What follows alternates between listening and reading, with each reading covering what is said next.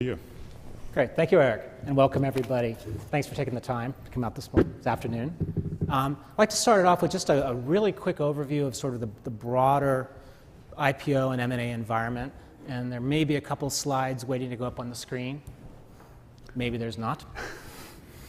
But just we do have the first. Some basics, IPO performance this year, sort of a what's hot and what's not so hot. I'm going to guess everyone in this room has heard the old saw about the California gold rush and who made money, who didn't, more times than they want to. But there is sort of a merchants and miners phenomenon going on here a bit. For the IPOs that have done well and are performing above that zero line, percent gain at the bottom there, you've got infrastructure companies, software, enterprise software companies, et cetera, cloud computing companies, et cetera, the kind of things that those in tech and those in Silicon Valley in particular, they recognize, they know, but they don't really have a consumer presence for the most part. So those are doing well. Now, if we go to the next realm of companies, which would be the next slide, which includes perhaps one of the most highlighted IPOs of the year, Snap. As you can see, of the 5 companies which are the biggest in this sector, only one is above that zero line. And I think that's sort of a typical example of the kind of companies that attract a lot of attention, but perhaps don't perform as well as people would hope, certainly. And you'll notice that I've left off a couple of things which are not really related, perhaps, but Blue Apron, that graph would have to extend about twice as far down to show where their stock is at right now. So this is part of the environment here. There's perhaps a certain back to basics and the idea that you have to make money to be worthy of the attention to get an IPO through. And in fact, we were talking earlier about a company called Stitch Fix, which is set to price tomorrow. And unlike a lot of companies that are doing their initial offering, they've made money. They actually have had a couple years of profit to back it up. So that's going to be interesting how that prices. Going on to the M&A environment, looking at sort of a global perspective. On the next slide, you'll see a long-term and kind of undeniable trend that the U.S. share of capital in M&A deals and the amount flowing to the U.S. is still the largest of the 3 major areas and regions of the world. But Asia and Europe are on the upswing, and perhaps geopolitical factors involved. But you'll see that in 2017, for some reason, there is sharp movement on both of those. I don't like to overinterpret the data in that sense, but I think it's probably reasonable that there might be something going on there. And on the next slide, and this is perhaps more reassuring of, there are cycles in M&A and in every other business cycle. So for example, yes, we all know what happened in 2008. And worldwide M&As took a hit. There is that slow growth rebound. There is a peak at this point in 2015. 2017 is perhaps not as low as some might have expected, not as good as some might have expected, which of course is the story of tech and business and everything else. What I'd like to do now, with that sort of background, is go to our panelists and ask them how what you're seeing in terms of all these environments, what's coming before you. And we're lucky to have 2 law firm partners and 2 GCs. So let's start with our partners on the end there and sort of taking a big look at what kind of, to the extent you can talk about your clients and what sort of deals are coming to you, what kind of things are you seeing? Where do you see the trends going? Is it going to be the larger acquisitions? Is it going to be the smaller deals? Mitch, let's start with you. So I think that this year has been interesting, but the most interesting point to me isn't the number of deals or deal size, it's actually convergence. And by that I mean, so much of what's happening that's affecting the tech world is a broader concept, really, of innovation. We're seeing all kinds of interesting things happening in the intersections between tech and energy, or tech and banking. And an awful lot is happening in terms of companies that have traditionally not been thought of as the tech ecosystem, viewing themselves as part of the tech ecosystem. And so I think part of what's challenging when you look at these trends is there are fewer public companies, dramatically fewer public companies than there were 20 years ago. That's a function of companies staying private longer, and I think also private equity. But also, there's an enormous amount of additional things that are happening with respect to technology that aren't part of the pure tech ecosystem. And innovation, I think, is going at a very fast pace in traditional industries. So those are the two trends that I think are the most important. Okay. Okay. Wilson Sonsini, one of the, of course, founding firms of Silicon Valley. Yeah. Well, I think, I agree. I agree with those comments. One of the things that, from my perspective, that's been interesting is that the last couple of years, we saw unprecedented levels of M&A. I mean, I've been practicing law 30 years. I had never seen the size and magnitude of the consolidations that had occurred over the last couple of years. So while M&A is down this year, it's down off of incredible last couple of years, and you wouldn't expect the pace to continue at that clip, to be honest. So certainly we've seen a significant decline in public M&A this year in the tech sector. Private equity, as you mentioned, has been a big catalyst for M&A over the years. We're still seeing that. But there are fewer companies. Activism is also something that spurred a lot of the M&A over the last several years, and activism is still out there, but but the pace with which we're seeing it is much lower. So I think those types of things are affecting this, the type of M&A we're seeing. But we are still seeing a lot of activity. I mean, there's still a lot of opportunity. There's a lot of clients that are looking to do strategic, exploring strategic alternatives. They're looking at doing acquisitions, especially tuck-ins. So the buy side, I think, is going to continue to remain strong. And I think for those of us who are on the law firm side, it's really important that we partner well, especially on those small buy side deals, because those we have to be able to learn how to do very efficiently, and that's important for the client. So that's something that we always strive to do better as a law firm. In terms of the capital market side of things, I think this has been a better year. Mitch made the comment that, we just haven't seen the level and scale of IPOs in the last, frankly, 2 decades that we saw, from 1980 to 2000. So that is affecting the number of public companies. And then there's been this drastic market consolidation. And then we've seen companies staying private longer. So the combination of which is, has definitely affected the IPO market too. But there still continues to be lots of opportunities. And thankfully, in the tech sector, these industries keep reinventing themselves. And there's the convergence happening, which is also creating a lot of opportunity for us as well. Okay. Jim, for Workday, you've already, of course, gone public quite successfully. You are engaged in various acquisitions as well, though. Yeah. So we went public 5 years ago, and we did a follow-on a couple of years ago and had 2 public debt offerings. But by and large, we don't participate in the capital markets very, very often. And we haven't been a significant participant in M&A markets as well. I won't say anything about the future, but in the past, we've tended to focus on M&A as a way of finding talent. So if we can find some good talent and good technology, we've gone in a few times, but we're not an active participant. Is that getting easier or more difficult?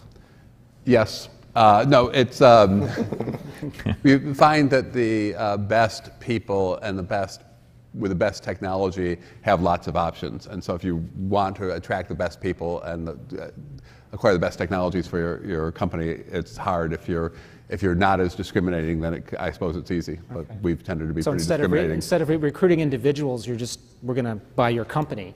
Well, we obviously do both. We've grown a lot. When I joined 6 years ago, we were about 800 employees. Now we're slightly north of 7,400. So we're hiring lots of people. But we have bought a couple of companies really to get the people and some of the technology. Okay. Yeah, following on Jim's point, I would say when we look at acqui-hires, it's not about the money per se, it's really about what we can offer them going forward in their future. That is really the selling point, because it is a competitive market space and people have lots of options. So you have to sell them on something more than just the compensation aspects of it. You have to tell them, here's how you can make an impact going forward internally, or here's how you can run the business. You have to understand what they're looking for and how you can further those goals. Is it the promise of glory? Sometimes. Big historic things, or is it simply a bigger role within a company? It depends on the people. Some people, everybody has different goals, and you try to figure out during the diligence process or during the development process what those goals are and how you can further those goals. Okay. But great technologists really like to see their technology used, and so if part of the value proposition is a platform where their technology can be used and used at a higher and better scale, that becomes pretty exciting for people. Mm-hmm. Okay. And Ed, from your perspective at Malwarebytes, you're not a public company. Mm-hmm. That's on the horizon, perhaps. I'm sure you've thought about it. What kind of things do you see when you look at the markets right now that let you decide, well, we're going to go this way, perhaps a sale, perhaps an IPO, perhaps steady as she goes along?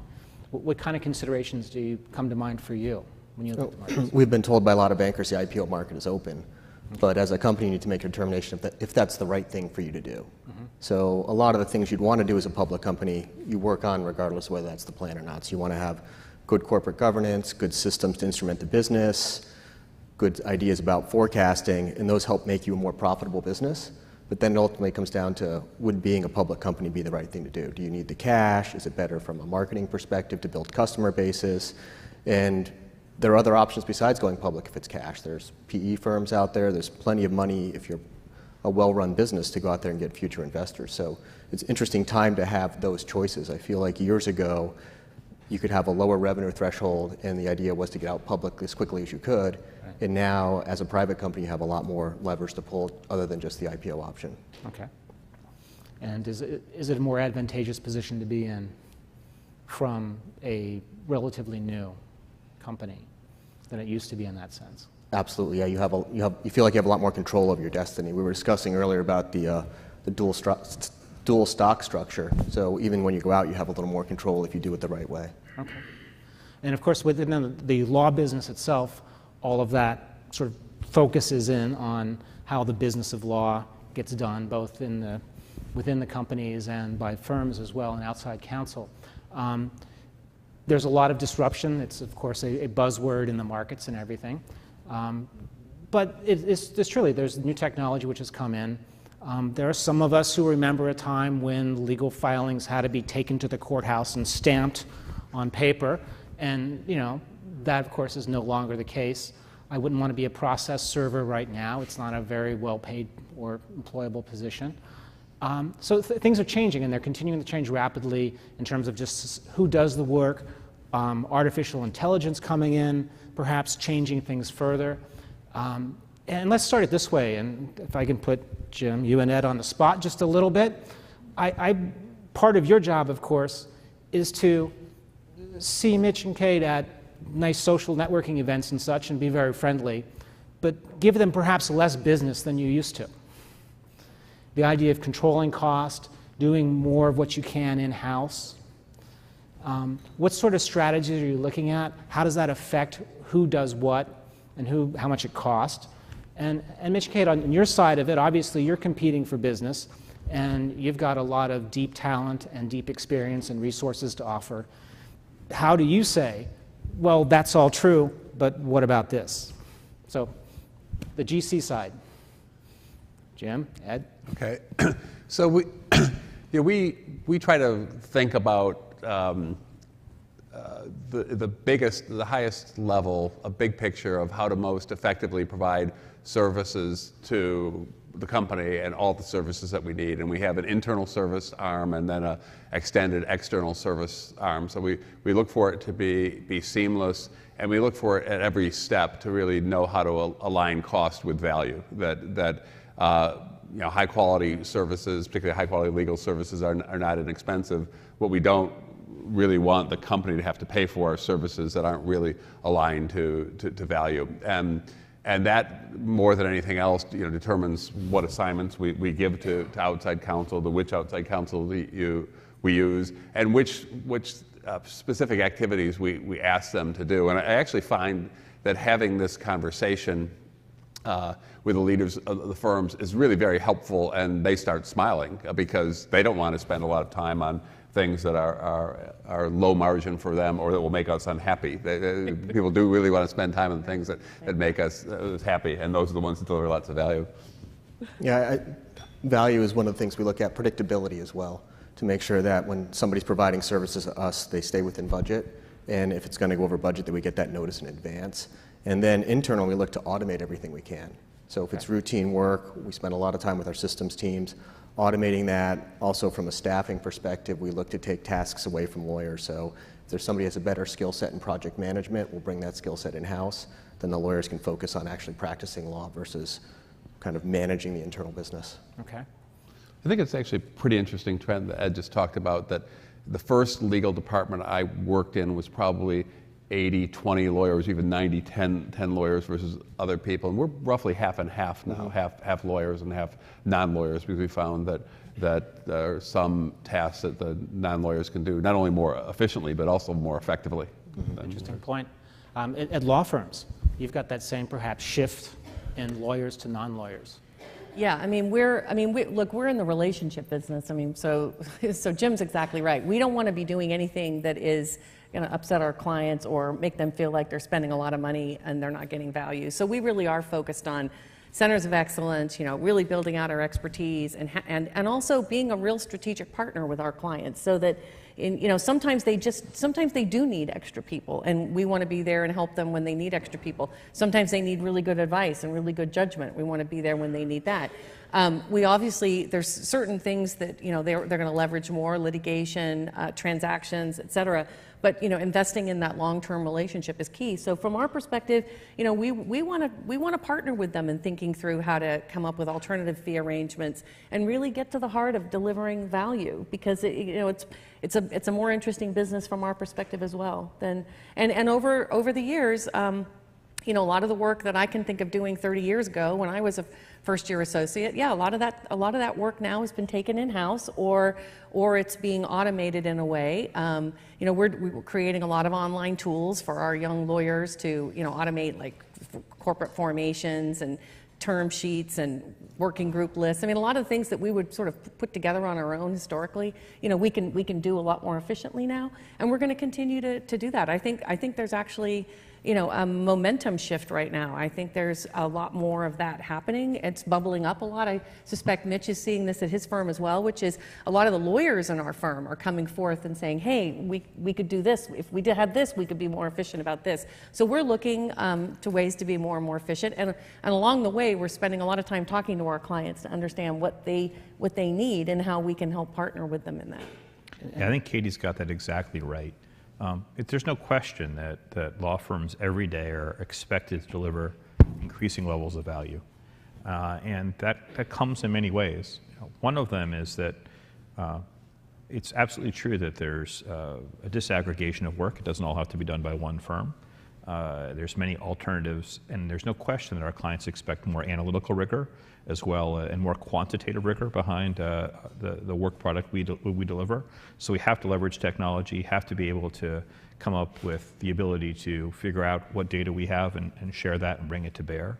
The good thing about that is it's actually much more rewarding as a lawyer. If you're able to focus on things that are less routine and focus on and narrow your scope to the things that you're really excellent at, it tends to be a more rewarding work environment. Mm-hmm. And further, I think that going back to this theme of innovation affecting lots of industries, I think the pace of that innovation is actually going at a much greater pace than regulations keeping up with it. And so that means that there's a very important legal function helping people navigate those shoals. Business models, we see dozens of examples of businesses that are very different and innovative and are pushing the envelope as to what business models existed only a few years ago. That's incredibly interesting work. Mm-hmm. It requires you to have real expertise, however. It requires you to be able to collaborate, usually across seams within your firm, in order to provide expertise. And regulatory is becoming increasingly important at all times. So while there's certainly incredible change going on, it's not unwelcomed change, and that I think it allows us to partner more deeply, to have more client dialogue, and hopefully to be involved in sort of more thoughtful and knotty legal problems than may have been the norm only a couple of years ago. Yeah. How are firms keeping up with the technology itself? And there's a wide range. What are the limits on it too? There's a wide range of responses. Obviously, there's a strong preference, I think, to recognize that we're not technology providers. we're better off buying things off the shelf and adopting them to our use. But we announced just yesterday that we've created something called Orrick Labs, which is a small skunk works of developers. And those instances where we can't find a product that's really answering a very clear client need, and we'll go ahead and develop things on our own. I don't want to suggest that that's an area of deep expertise for us. It's not. That would be arrogant. But it's an area where I think increasingly we're going to have to be comfortable and become more facile, because there are times where clients demand solutions that are not available, and we still have to find a way to deliver those services.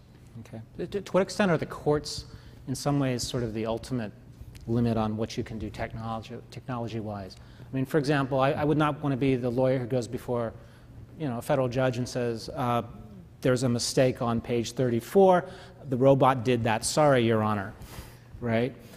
And until the courts sort of validate everything that you're doing or allow you to do more, what's the next revolution? What could happen that isn't happening yet? Yeah, I mean, obviously we can all rely on tools and it can help, but it's not going to be a good alternative to a good legal judgment that, where a person standing there making a judgment. So if you end up missing something by automating too much, then we've automated too far. I mean, obviously a lot of the things that we work on, I mean, dating back to when I first started practicing law, I mean, some of them, when I talk to young attorneys and I tell them that some of the most important work they're going to do is due diligence. I mean, literally reviewing contracts, which seems like, crazy commodity work, but sometimes it can be a huge value for the company to understand and do that right. And so automating and using AI tools, which we're doing more of now, we're obviously using a lot of tools to help organize documents, to put them online, so that we don't have to spend all the manpower doing the tracking and the organizing that we used to do. We can even use these tools to identify provisions in contracts and speed things up. But there is an element of a person still needing to be involved to make sure that you don't miss something either on a transactional side or just as importantly on the litigation side in the need discovery situation. I think the tools still have difficulty putting. Sorry. I think the tools still have difficulty putting all the pieces together. Yeah. They can kind of highlight the issues, whether it's diligence or litigation. They can't really nest everything in the proper way. So that's really where we rely on the outside firms to come up with that. And I think there are gaps when they try to identify what's not there. They're really good at saying, here are all the things that are there, but many times they miss what's actually not. Okay, and that's the human factor coming into play. Okay. But the one thing to note, I think, is that AI is a tool which isn't a substitute for good lawyering, right? But it is a belt and suspender which can allow you to provide work both more cheaply or with greater value, but also potentially better, because it's another way to check. And if the AI turns out that this contract provision is something that we should have paid attention to, it's a great additional check on the human process. Oh, good point. Let's carry it out, 10, 20 years. The firm of the future, the general counsel's office of the future, how do all these trends play out? What's it going to look like? Is it going to be even a smaller number of lawyers in those offices in the future and more people with other specialties? Or has it reached a balance? Whatever. Thoughts? Well, I was just going to make the comment that while we're all getting a lot more efficient, and while I think law school enrollment is down, there still is a need for lawyers. I mean, I think what you'll find is pretty much every in-house lawyer, legal department, and law firm will tell you that we're actively recruiting and hiring and looking for people. So there isn't a shortage at all of a need for people. And my sense is that while it may not grow at the same rate that it has historically, with the advent of very large legal departments and especially with a lot of the clients that we represent have law departments that are bigger than our law firm. I mean. Yeah. That's not uncommon. And so, there's a lot of lawyers. So my sense is it will be, it's going to continue to move in the direction it is. It's going to be a mixture of lawyers, but providing high value service together with non-lawyers, together with automated tools. Mm-hmm. And again, I think law firms are part of an important ecosystem for in-house lawyers. And I think the combination of that together provides, the best outcome for companies and the advice that they get. So, my sense is it'll continue to evolve and won't be a completely different picture. I think the leverage model will change, though, I'm guessing, in that we'll go from a more traditional pyramid structure to something that looks maybe more like a rocket ship or something like that. You know, much less steep in terms of its curve, and that will leverage contract attorneys more just-in-time solutions, leverage tech more, and you'll find, I think, more and more of a focus about being the absolute best in particular areas as opposed to doing a number of services.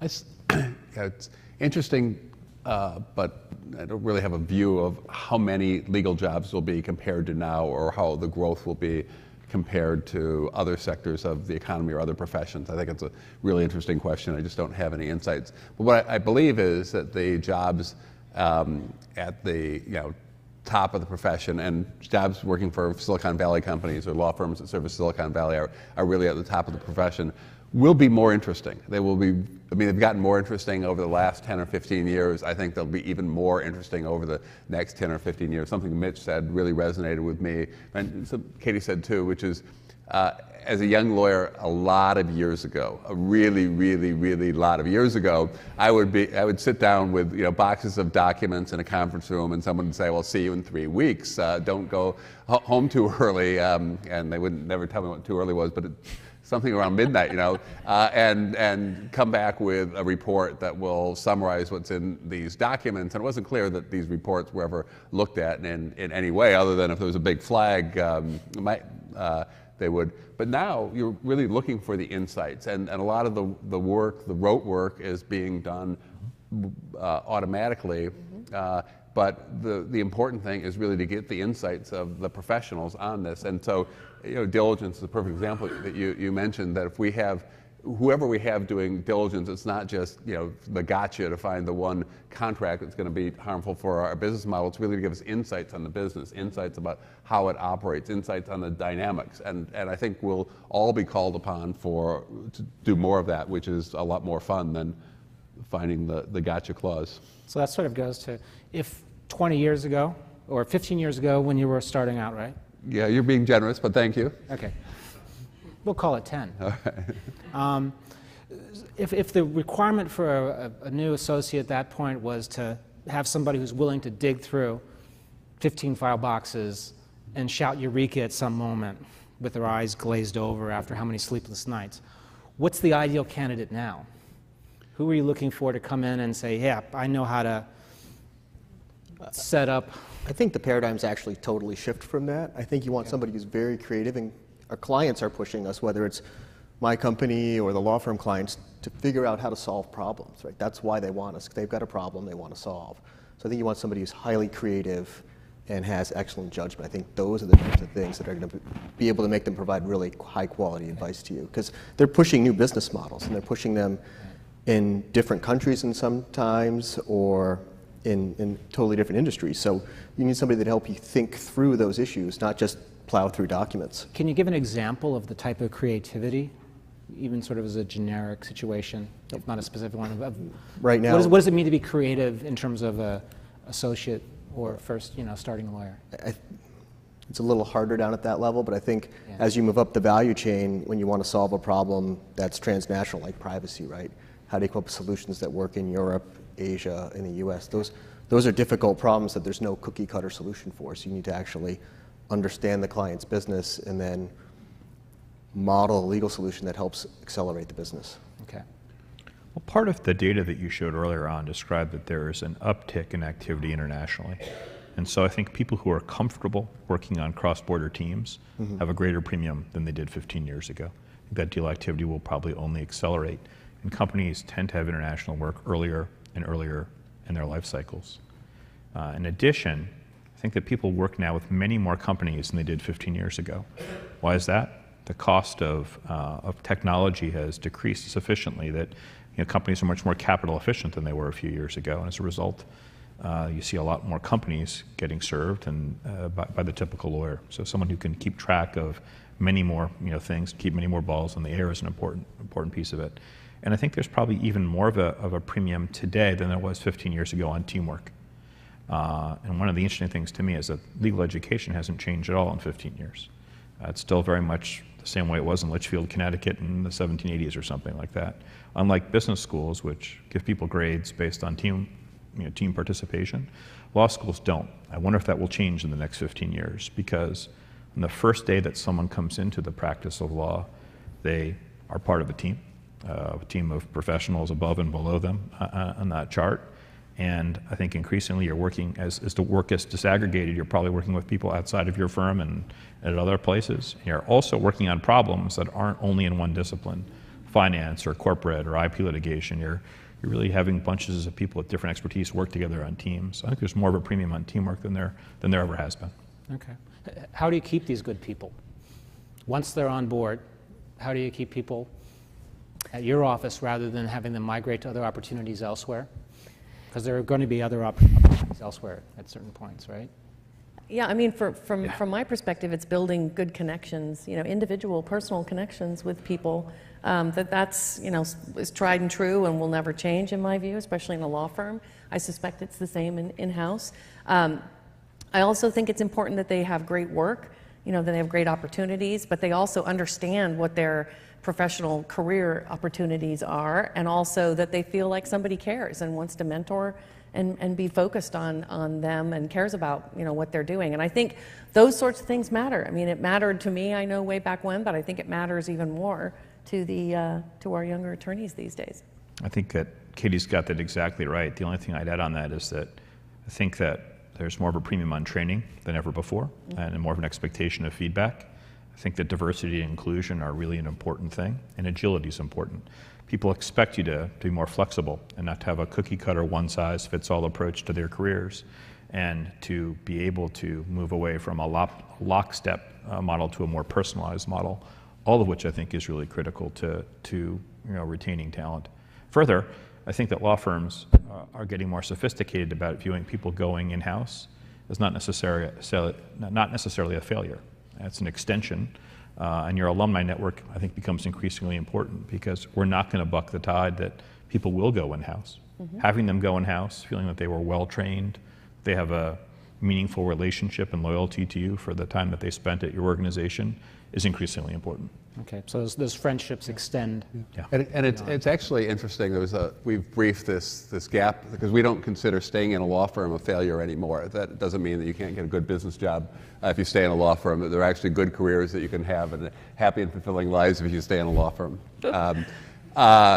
But in all seriousness, one of the things we try to do is really keep it fun, and that might seem, it's not just giving people an opportunity to go into San Francisco and slide down the slide. It's really making sure that every day at work is, maybe not every day, most days at work are really enjoyable, meaning they work in a fun, high-energy environment. People get a chance to do really interesting work. They get variety, and that we do pay a lot of attention to their professional development. We think about this a lot. We talk a lot about T-shaped development for our people, which we want people who are really, really broad, but are also deep in their areas of specialization. And we try to attend to both, and as I said, keep it a very fun, high-energy place to work. Okay. Beyond the cliche pool table in the office, idea of fun, or the slide in San Francisco, do you see the legal profession changing in terms of becoming more flexible in terms of just hours and family friendly? I mean, there's the old joke about the new lawyer who built the 27-hour day. He said, well, because I was on a flight from New York to LA. And that was an old standard, and that was sort of the macho aspect of if you were a good lawyer, that means you could do that. Has that changed, and do you see that as a beneficial change going forward? Katie? Well, I mean, obviously productivity is an important metric for law firms, but I think, billable hours, it's not the be-all and end-all anymore. It can't possibly be, because it's not a really good measure of the value that we're providing for our clients. And moreover, it really is important that we provide a good balance of both, allowing an environment for our lawyers to thrive both personally and professionally. So while there's a high emphasis on productivity and providing value to clients, it's not necessarily measured just in terms of hours, and that's the really important thing. Great, thank you.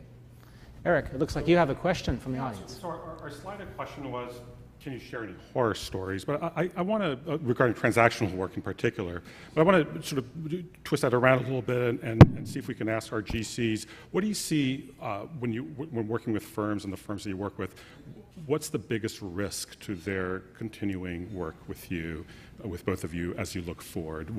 As law firms evolve, whether they start tech incubators or otherwise, what do you see as the risk to their viability in the years ahead? I don't know if this is a risk to their viability, but it's a frustration of mine. It's to get a paper bill. It's absurd to me that we don't have integrated billing systems that can show me hour by hour where the work is being done. Some firms do it, but more than you would think don't. So I think they need to upgrade their technology. But I think there's always going to be a place for the relationship between in-house and outside counsel, because they do things at a much deeper level than you can do in-house. Unless you have a huge deal team, you can't support that kind of work. So I think that there's always that relationship, and you're always willing to pay for that good advice, but please fix the billing system so they're easier to manage, so I can give my weekly reports to my finance team. Jim, how do you get your So bills? I could echo that, but that's the big. Let me talk a little bit about our strategy, which is we tend to be very relationship focused, not transactional focused, and that comes with a little bit of an opportunity cost, because as people who are here from private practice know, you operate a pretty competitive segment of the industry. There are lots of people who are eager to do work for us, and they tell me that every day, multiple times. But that's not how we choose to do business, to look at every project we have, every opportunity, and sort of auction it off. Instead, we build relationships because we want the firms to invest in our business, understand our business, and act in a way that's informed with our business. So if a firm doesn't appreciate that this is the opportunity we've given them to make an investment and understand the impact on the business and the value they're providing, then there's a good chance that they'll be replaced by another firm, and we'll give somebody else a try, because that's what ends up really being important to us. It's less about getting the lowest cost for any particular transaction or assignment. It's really about getting the most value, and that means that we want firms to be really conscious of what we're trying to accomplish as a business, and to really organize their activity around that. Mike, let me hand it back to you. Okay, Bob. Last question. Building on that a little bit, or actually, let's go this way. Politics. There are a lot of things happening in the world, which do affect probably a lot of the things on your desk and screens. So what type of political forces do you think will be at play for the M&A, IPO world, and the law business? There's certainly regulatory aspects of it.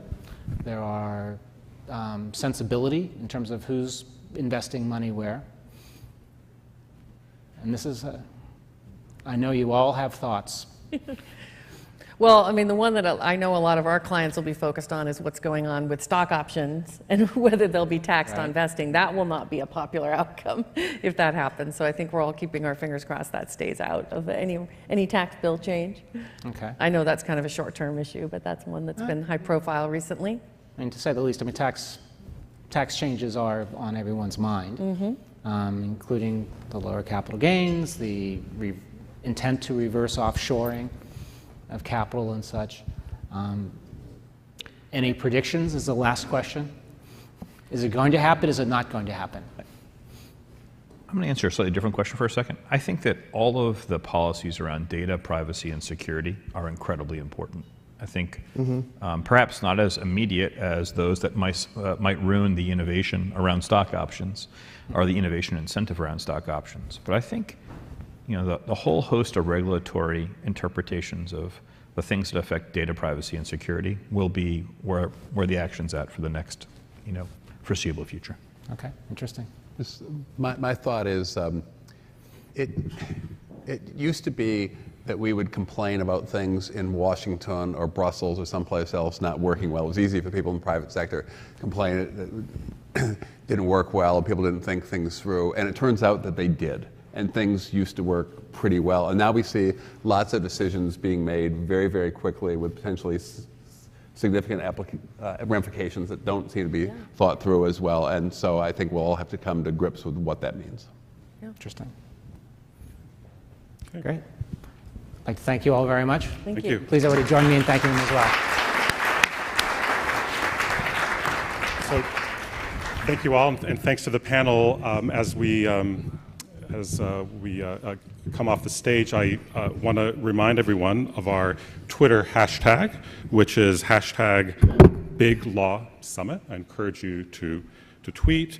And of course, Slido.com is BLBWest17. And so for our next conversation from Ogletree Deacons, I'd like for you to please welcome to the stage Doug Farmer and Katessa Charles Davis for a conversation on California's Fair Pay Act. Thank you.